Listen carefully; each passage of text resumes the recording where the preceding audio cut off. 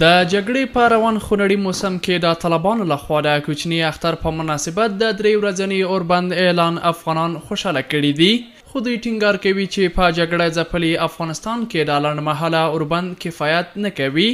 او د جګړې دواړه اړخونه دې په اوږدمهاله اوربند هوکړه وکړي. 3 ورځې اوربند ډېر زیات خوشاله یم، هیله لرم چې لا هم وغځېږي، په طالبانو ورونو غږ کوم، په حکومت غږ کوم چې دغه اوربند اوږد کړي، اوربند د سولې نوم ورکړي او تلپاتې د جنګ په ختم کړي. دغه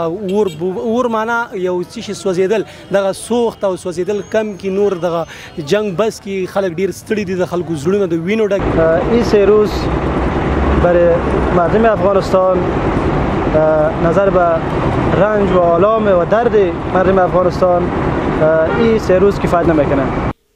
طالبانو تیر شپه ناوخته خپلو جنګیالیو ته اعلان وکړ چې د کوچني اختر په مناسبت د 3 ورځې جګړه ودروي، خو دغه ډلې ټینګار کړی چې د اوربند په 3 ورځنۍ موده کې به دفاعي حالت خپلوي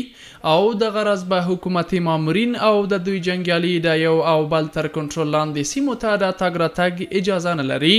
د اوربند په تړاو د طالبانو دغه اعلان په کور دننه له هرکلي سره مخ شوی دی. پخواني ولسمشر حامد کرزي د ملي مصالحې عالی شورا او د 2 سیاسي ګوندونو د تماس ډلې په جلا جلا بیانونو کې د اوربند هرکلی کړی دی او ټینګار یې کړی چې د افغانستان خلک دایمي اوربند او تلپاتې سوله غواړي او د جګړې دواړه خواوې دې د افغانانو دغه غوښتنه ومني.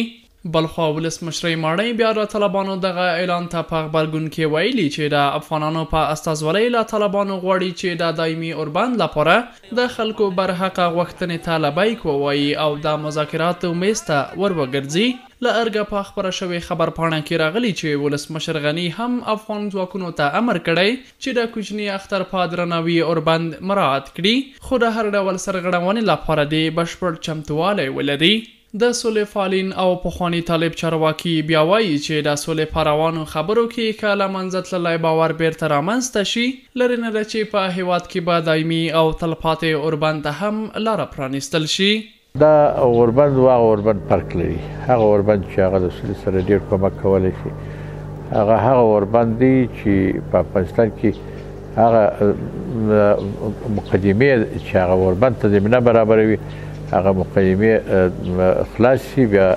یو سرتاسري اوربند په افغانستان کې راشي، هغه د توافق په صورت کې وي. افغانان داسې مهال د اختر 3 ورځني اوربند ته خوښي څرګندوي چې تر دې وړاندې هم څو ځلې د اخترونو په ورځو کې د حکومت او طالبانو لخوا رسمي او نارسمي اوربند شوی، خو له 3 ورځني اوربند وروسته دواړو خواوو بیرته د ټوپک شپېلۍ پر یو او بل ورګرځولې دي.